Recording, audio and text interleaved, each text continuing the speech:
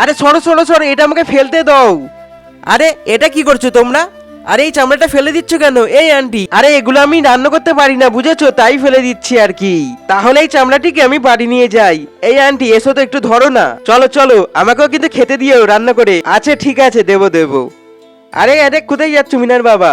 আরে এই তো একটু রাস্তার দিকে। এটা কি করছো তুমি? এটা কি নিয়ে যাচ্ছ?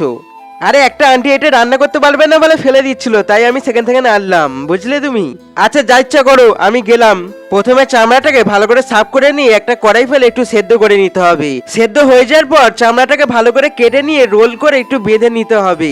তারপরে একটা কড়াই আদা রসুন এবং অন্যান্য মশলা ঢেলে নিতে হবে এবং চামড়াটাকেও ঢেলে নিতে হবে এবং একটুখানি রান্না করলেই ব্যাস খাবার তৈরি। খাবার এসে গেছে, চলে আসো। কই দেখি দেখি কেমন হয়েছে। এই নাও খেয়ে বলো কেমন হয়েছে। আরে তুমি রান্না করেছো মানে ভালোই হবে। আরে তুমি খুবই দারুণ রান্না করেছো। আরে কোনো ব্যাপার না, খাও।